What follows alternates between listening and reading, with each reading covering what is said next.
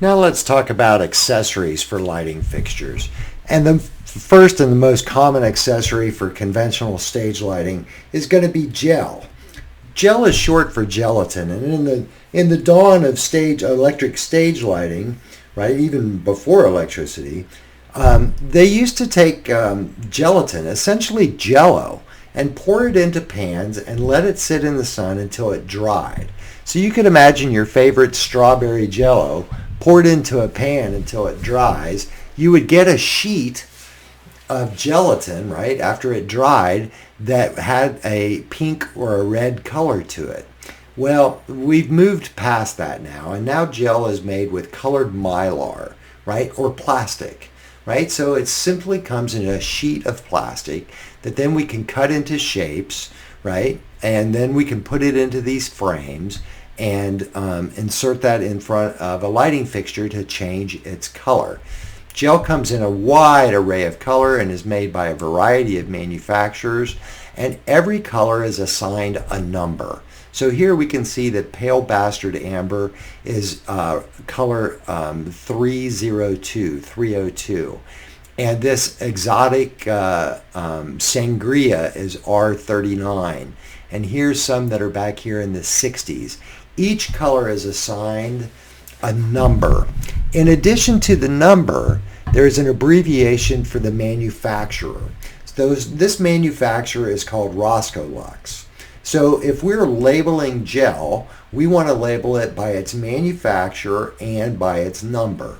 So if this were Roscoe 302, we would write R and then 302 on this piece of gel so that we're sure that we know what color it is, and if we need to replace it, we can replace it with the correct color. And when we're done using it, if we're able to save it and keep it, then we want to make sure that we know what number it is if we want to use it again, right? Other manufacturers are Lee Filters. It's a British company, and that designation is L. There's another company that's very popular. It's GAM. And so our abbreviation would be GAM. There's another manufacturer I didn't list here, but we actually have a piece of gel here, and it's Apollo. Apollo makes gel, and their designation would be A, right? So the manufacturer by letter, and then whatever number is assigned to that particular color following that. Now, when we label gel, we want to make sure gel is subject to a lot of heat and a lot of light energy, and we want to be careful how and where we number that gel. And different electricians have different feelings on how this should be done. So if you're labeling gel, you may want to check with your supervisor about how to do that. Some people prefer that it is hidden completely by the gel frame. Other people prefer that it is written kind of along the edge so that you can still see it in the gel frame. It should never be written straight across the center of the gel. Doing so puts it right where the concentration of heat is, and the gel is more likely to burn out in that area.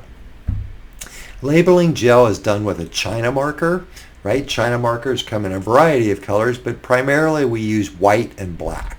You'll use white if you're dealing with a pale color, and you may use black if you're dealing with you'll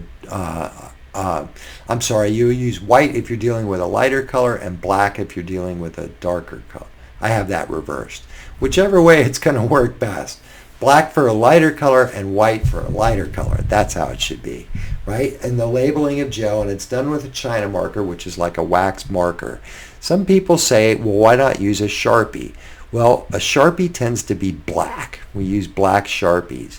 Black absorbs energy, and if you were to write in the gel number in a black Sharpie, sometimes it will just actually burn those letters right out of the gel. The rest of the gel will be just fine, but that black ink will absorb so much heat that it'll just melt that right into the gel, and that's no good.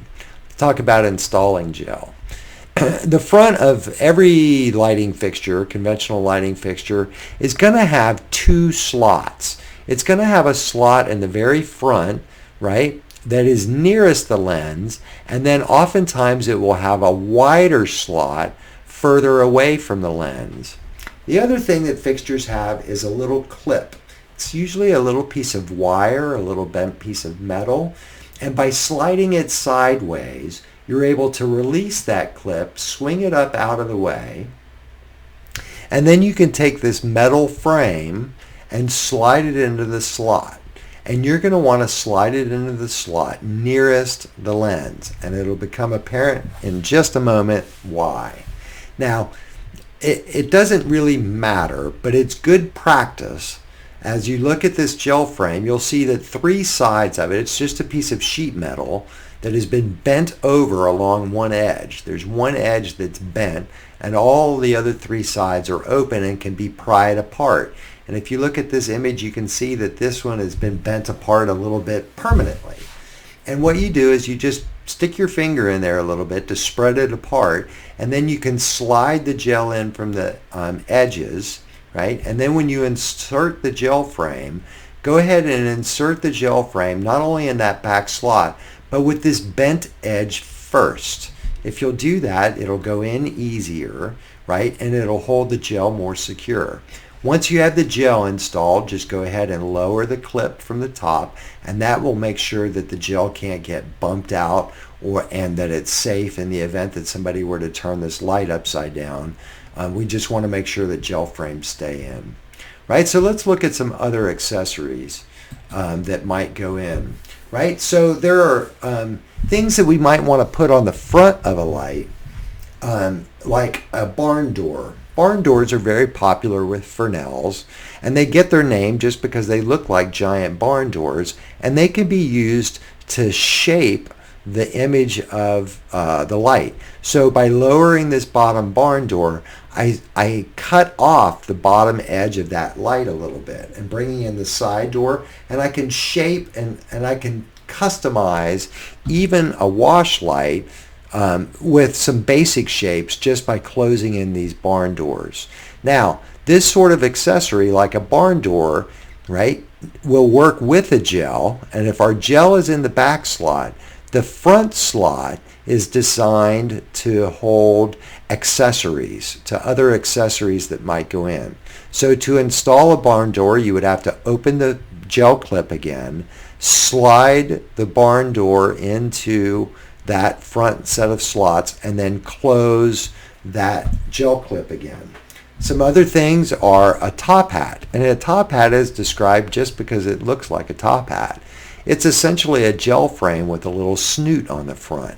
It does several things, and it helps contain excess spill light, and it also, if lights are placed out near audience view, it can prevent the audience or keep the audience from looking at the bright spot from that bright gel or that bright light output that's coming out. It's a way to help hide the light output from the fixture from the audience's view. Sometimes we only need to hide half of the light, and this would be a half hat, right? So now you can see that this is a gel frame with just a half of a snoot around here, and that's usually very specifically designed to keep the audience from looking at the fixture. Let's look at some other things. Gobo. I'm sure that I've mentioned Gobo in other lectures, and you wondered what I was talking about. A gobo is a metal, it's just literally a piece of metal that we're able to insert into an ellipsoidal reflector spotlight, and it projects it projects the pattern of whatever it is through the light, right? Wherever the black is, that's the negative space, and the white open areas are going to allow light to be able to focus through it. And we can project a very crisp image, any of these images, through an ellipsoidal.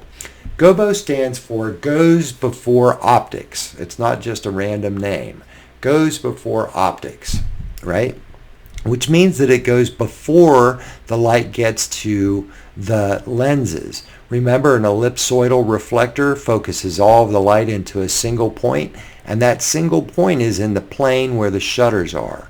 So you'll find the gobo slot on an ERS typically either just in front or just behind where the shutters are. It's a little slot right on the top. Gobos fit into this kind of holder, right? You align them in there and put them in. The interesting thing about gobos is you'll need to put them in upside down and backwards for them to appear right side up. the optics of a fixture are upside down and backwards. Let's look at some more.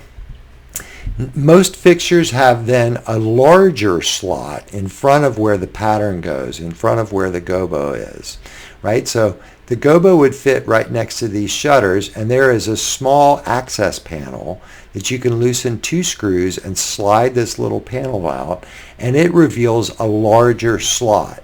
And in that larger slot, we can put other kinds of accessories. We can put in an iris that we can control the size of the beam, right, through an iris. You can also put in special effects. I can put this device in and it will spin this gobo or spin it in the other direction. While I can focus on the gobo with the fixture, then I can control that gobo rotation just like in a moving light. There are other film loops and there are other accessories that can go into that accessory slot. Gobo rotators, irises, and other devices. So I think that finishes our unit on fixtures, and thanks so much, and I will see you again.